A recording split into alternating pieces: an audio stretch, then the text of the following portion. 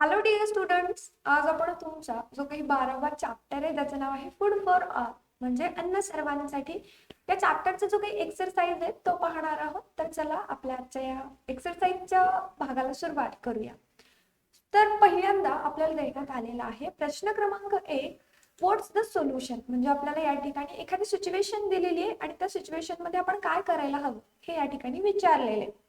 So situation अशी आहे, प्रसंग असा आहे की जे काही प्लांट आहे, जे काही वनस्पती आहे, तर ती वनस्पती छोट्याशा कुंड्यामध्ये व्यवस्थितपणे वाढत नाही. मग अशा वेळेला आपण काय करायला हवं? त्याचं उत्तर बघा. तर तो जो काही प्लांट आहे तर त्याला रेग्युलरली म्हणजे सातत्यानं पाणी द्या. दुसरा की त्याला मॅन्युअर, MANURE, मॅन्युअर म्हणजे काय, तर त्याला खत घाला त्या कुंडीमध्ये. वेळोवेळी त्याची निगा राखा. त्यानंतर keep the pot at the place where it gets sufficient sunlight, आणि त्याला पूरक असा सूर्यप्रकाश मिळेल अशा ठिकाणी ठेवून द्या, ज्यामुळे त्या वनस्पतीची वाढ अगदी व्यवस्थितपणे होऊन जाईल. त्यानंतर पुढे बघा, क्वेश्चन नंबर 2 आहे यूज युअर ब्रेन पॉवर. म्हणजे जरा डोके चालवा किंवा थोडंसं डोकं वापरा. मग आपण आपलं थोडंसं डोकं वापरूयात ना. प्रश्न असा आहे, what is the purpose of storing food grain in our house. आता आपल्या घरामध्ये आपण बरंचसं अन्नधान्य साठवतो. मग त्यामागचा नेमका उद्देश काय किंवा हेतू काय हे आपल्याला विचारण्यात आलेले. We store food grains in our house to use it later. आपण काय करतो, परत नंतर वापरण्यासाठी अन्नधान्य साठवून ठेवतो. Seasonal foodstuffs can be available throughout the year to use them in other season. Hence, we store food grain in our house. तर जे काही सीजनल फूड स्टफ असतं, म्हणजे बघा आपण प्रत्येक हंगामामध्ये किंवा प्रत्येक ऋतूमध्ये भेटणारे जे काही अन्न पदार्थ असतात तर ते सहज उपलब्ध होत नाहीत आपल्यासाठी, किंवा मग वर्षभर ते आपल्याला मिळत नाहीत. तर आता या सीझन मध्ये त्यांची काढणी झाली तर पुढच्या सीझन मध्ये ते आपल्याला अवेलेबल होतात, म्हणून त्यांना आपल्या घरामध्ये साठवलं जातं. आता या ठिकाणी आपला जो काही दुसरा प्रश्न होता तो संपतो. त्यानंतर आहे question number 3, find and correct the incorrect statements. आता या ठिकाणी जे काही चुकीची विधानं असतील तर चुकीची विधानं कोणती आणि बरोबर विधानं कोणती हे आपल्याला शोधायचं आहे. पहिल्यांदा बघा, there is only one method of farming. म्हणजे शेती करण्याची फक्त एकच पद्धत आहे का, जी की ट्रॅडिशनल मेथड आहे, ज्याला आपण पारंपरिक पद्धत म्हणतो. तर नाही, शेतीचे 2 पद्धती आहेत, ट्रॅडिशनल मेथड आणि त्यालाच आपण मॉडर्न मेथड म्हणतो किंवा आधुनिक पद्धत म्हणतो. त्यामुळं हे जे काही स्टेटमेंट आहे तर ते पूर्णतः इनकरेक्ट स्टेटमेंट आहे. त्यानंतरचं पुढचं आहे, India is an agriculture country. भारत हा कृषी प्रधान देश आहे. त्यानंतर पुढे बघा, सी पुढचं विधान, use of improved seeds does not lead to higher yields. आपण जे काही सुधारित बिया वापरतो तर त्या सुधारित बियामुळे चांगलं पिकांचं उत्पादन येत नाही. येतं का नाही, तर येतं. त्यामुळे हे जे काही विधान आहे तर हे this is a incorrect statement, आणि त्याचं करेक्ट स्टेटमेंट असं आहे की use of improved seed leads to higher yields. तर असे इम्प्रूव्ड सीड्स वापरल्यामुळे आपल्याला जास्त प्रमाणामध्ये उत्पन्न मिळतं. त्यानंतर नेक्स्ट आहे question number 4, answer the following questions. खालील प्रश्नांची उत्तरे द्या. त्यापैकी पहिला प्रश्न आहे, what are the advantages of using improved seeds. आता जे काही इम्प्रूव्ड सीड्स असतात म्हणजे सुधारित बियाणं असतात तर त्यांचे काय काय फायदे किंवा त्यांचे काय काय उपयोग आहेत. तर त्यामध्ये बघा, पहिला उपयोग असा आहे की improved seeds have higher yield. खूप मोठ्या प्रमाणात त्याचं उत्पादन त्या ठिकाणी होतं. दुसरं आहे, they can resist paste attacks. तर जे काही वेगवेगळे कीटकांचे अटॅक असतात ते कुठेतरी रोखले जातात. त्यानंतर तिसरा आहे, some varieties become ripe for harvesting in a shorter period of time while some give a high yield even with a low water supply. काही पिकांच्या प्रजाती अशा आहेत, काही पिकं अशा पद्धतीची आहेत की ते खूप लवकर पिकतात, किंवा मग त्यांची काढणी करण्यापूर्वी किंवा कमी कालावधीमध्ये ते पिकतात. किंवा काही व्हरायटी अशा आहेत की त्याचं खूप मोठ्या प्रमाणामध्ये उत्पन्न मिळतं जरी आपण त्याला कमी पाणी पुरवठा केला तरी सुद्धा. त्यानंतरचं पुढचं आहे, B which are the modern methods of irrigation and what are their advantages. तर सिंचनाच्या मॉडर्न पद्धती कोणत्या आणि त्यांचे कोणते कोणते फायदे आहेत. या ठिकाणी उत्तर बघा. Drip irrigation and sprinkler irrigation are two modern methods of irrigation. इरिगेशनच्या दोन मॉडर्न मेथड आहेत. कोणत्या कोणत्या त्या. पहिली मेथड आहे ड्रीप इरिगेशन आणि दुसरी मेथड आहे स्प्रिंकलर म्हणजे ठिबक सिंचन आणि तुषार सिंचन. अशा दोन सिंचनाच्या वेगवेगळ्या आधुनिक पद्धती आहेत. आता यांचे ॲडव्हान्टेज काय, यांचे फायदे काय.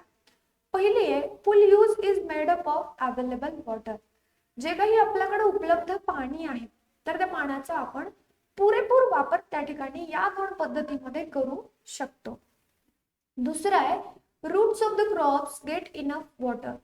जे काही पिकांचे रूट्स असतात, मुळं असतात, तर त्यांना पुरेसं पाणी त्या ठिकाणी मिळतं.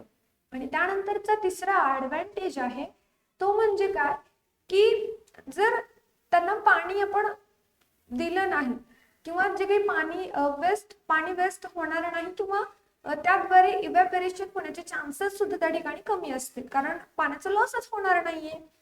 त्यानंतर नेक्स्ट आहे, पुढचा आहे describe the drip irrigation method. आता या ठिकाणी सी क्वेश्चन आहे हा. तर ड्रीप इरिगेशन मेथड जी काही आहे म्हणजे ठिबक सिंचन ती आपल्याला या ठिकाणी डिस्क्राईब करायची आहे, वर्णन तिचे या ठिकाणी करायचे. The drip irrigation method makes use of pipes with holes. आता ही ठिबक सिंचनाची पद्धत पाइप्सला होल करून वापरली जाते.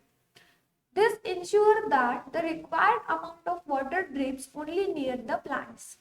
यामुळे काय होतं की जे काही आपल्याला लागणारं पाणी आहे, आवश्यक तेवढं पाणी आहे, तेवढंच पाणी आपल्याला त्या प्लांट जवळ टाकता येतं किंवा सोडता येतं. Thus, full use is made of available water. आणि त्यामुळे जे काही आपल्याकडे उपलब्ध असणारं पाणी आहे त्याचा पुरेपूर वापर आपण त्या ठिकाणी करू शकतो. त्यानंतरचा पुढचा प्रश्न आहे D. What are the reasons due to which growing crops are damaged? D question आहे what are the reasons due to which growing crops are damaged? तर जे काही वाढणारे पीक आहेत तर त्यांचं नुकसान होतं यामागची कारणं काय आहेत? बरीचशी कारणं आहेत. यामध्ये बघा disease and paste attacks can damage crops in the field. जे काही वेगवेगळे रोग असतील किंवा वेगवेगळे कीटक असतील तर ते प्रत्यक्षपणे त्या पिकांवरती हल्ला चढवतात किंवा प्रत्यक्षपणे त्यांचा परिणाम त्या पिकांवरती आपल्याला पाहायला मिळतो. Lack of water supply also can damage crops. जे काही वॉटर सप्लायचा लॅक असेल, कमतरता असेल तर ते सुद्धा पिकांना त्या ठिकाणी डॅमेज करू शकतात. त्यानंतर नेक्स्ट क्वेश्चन आहे E. What is done to avoid the damage to crops. तर ठीक आहे पिकांचं नुकसान झालं पण ते कुठेतरी थांबवण्यासाठी किंवा कमी करण्यासाठी आपण काय काय उपाययोजना करायला हव्या. तर या ठिकाणी बघा आपण बऱ्याचशा उपाययोजना करू शकतो. त्यामध्ये पहिली उपाययोजना आहे insecticides and pesticides are spread on crops. जी काही पिकं असतील तर त्या पिकांवर आपण कीटकनाशक आणि त्याच पद्धतीने जे काही रोग असतील तर ते रोग जावेत यासाठी वेगवेगळे रसायन त्या ठिकाणी वापरू शकतो. त्यानंतर आहे certain chemicals are rub on the seeds before sowing. म्हणजे पेरण्यापूर्वी सुद्धा त्या बियांना काहीतरी केमिकल्स आपण लावू शकतो. आणि शेवटचं आहे की modern methods of irrigation are use to water the crops. आणि पिकांना पाणी देण्यासाठी आपण सिंचनाच्या आधुनिक पद्धती त्या ठिकाणी वापरू शकतो. पुढे बघा F. What causes the fertility of the soil to diminish? जर आपल्याकडे जमीन आहे आणि त्या जमिनीची जर सुपीकता कमी झाली, नष्ट झाली तर अशा प्रसंगी अशा वेळेला आपण काय करू शकतो. पहिल्यांदा म्हणजे जे काही केमिकल्स असतील, वेगवेगळे रासायनिक खतं आपण त्या ठिकाणी वापरतो तर ती रासायनिक खतांचा वापर आपण कुठेतरी कमी करायला हवा.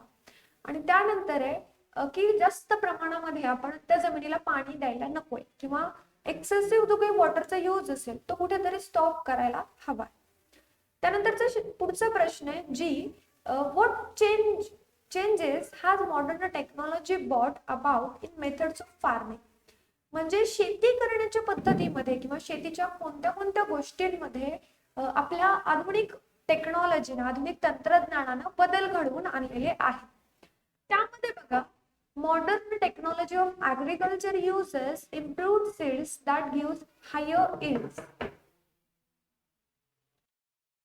तर या ठिकाणी बघा, आधुनिक तंत्रज्ञानाच्या मदतीनेच आपण शेतीसाठी वेगवेगळे सुधारित संकरित बियाणं वापरू शकतो, ज्यामुळे खूप मोठ्या प्रमाणामध्ये उत्पन्न आपल्याला मिळतं.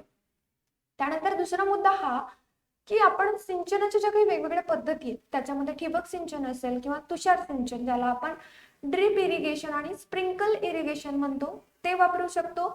त्यानंतर जे काही ऑर्गॅनिक फर्टिलायझर्स आहेत, त्याला आपण सेंद्रिय रसायन म्हणतो किंवा खतं म्हणतो, तर ज्यामुळे जमिनीची जी काही फर्टिलिटी आहे, फर्टिलिटी म्हणजे काय, तर त्याची जी काही सुपीकता आहे, तर ती सुपीकता या ठिकाणी वाढवण्यासाठी आपण मदत करतो. Through agriculture assistant programmes farmers are given information and weather forecast. तर जे काही ऍग्रिकल्चर असिस्टंट प्रोग्राम्स असतात, तर त्याच्या मदतीने शेतकऱ्यांना वेगवेगळी माहिती त्या ठिकाणी मिळते किंवा मग जे काही हवामान असेल, तर त्या हवामानाबद्दल बदल, वेगवेगळ्या गोष्टींची माहिती त्या ठिकाणी त्यांना समजून जाते.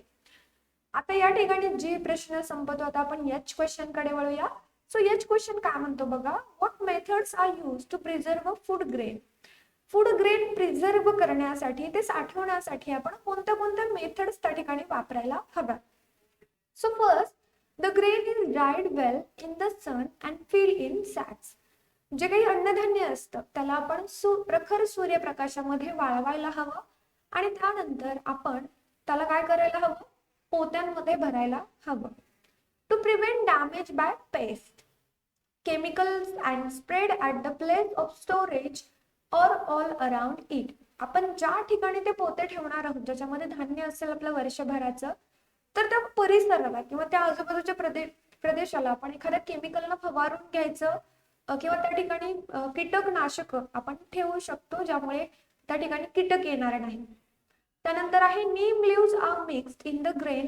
सम protective chemicals that can be mixed with the grain are also available in the market. जे काही नीम लीव्स असतात, म्हणजे ज्याला आपण काय म्हणतो की कडुलिंबाची पानं असतील, ती पानं त्या ठिकाणी आपण मिक्सअप करू शकतो किंवा काही प्रोटेक्टिव्ह केमिकल्स आहेत, तर ते सुद्धा आपण त्या ठिकाणी वापरू शकतो.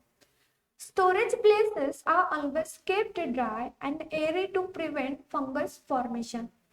तर जे काही स्टोरेज प्लेसेस आहेत, तर त्यांना आपण कोरडं ठेवू शकतो आणि त्या ठिकाणी हवेशीर सुद्धा ठेवू शकतो, ज्यामुळं फंगस म्हणजे जे काही बुरशी असेल, तर त्यापासून आपलं संरक्षण होतं.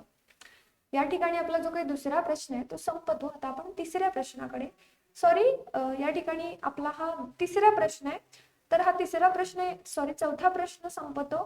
आता आपण थोडंसं पुढे सरकूया पुढच्या प्रश्नाकडे. आणि हा आपला जी प्रश्न आहे, तर हा जी प्रश्न काय बघा, how is water made available for farming. म्हणजे फार्मिंग साठी, म्हणजे आपल्याला शेती करण्यासाठी पाणी कशा पद्धतीने उपलब्ध होतं. तर जे काही क्रॉप्स आहेत ते चांगल्या पद्धतीने वाढावेत, आपण म्हणून त्यांना आपण वेळोवेळी पाणी द्यायला हवं. तशाच पद्धतीनं वेगवेगळ्या नद्या असतील, तलाव असतील, विहिरी असतील, तर ते आपण सिंचनासाठी वापरावं.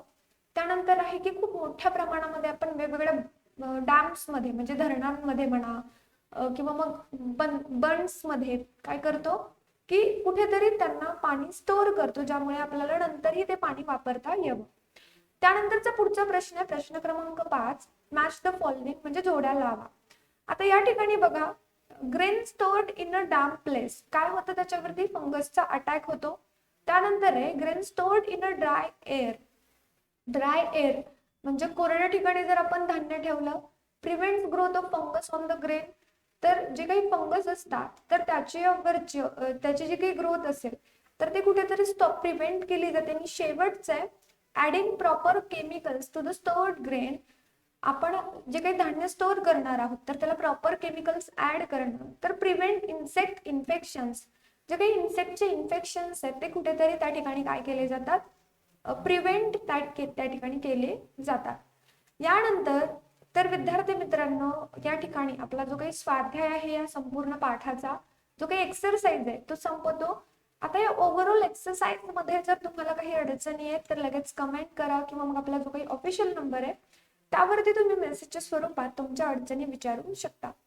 तशाच पद्धतीने आता या पुढील जे काही चॅप्टर्स आहेत तर त्यांचे एक्सरसाइज पाहण्यासाठी किंवा पुढील चॅप्टर्सचे व्हिडिओज पाहण्यासाठी तुम्हाला आपल्या चॅनलच्या प्लेलिस्ट मध्ये जावं लागेल. त्या ठिकाणी तुम्हाला फिफ्थ स्टँडर्ड एन्व्हायरमेंटल सायन्स या फोल्डरमध्ये सर्व व्हिडिओज मिळतील, तर ते पहा, त्यांचा व्यवस्थितपणे अभ्यास करा.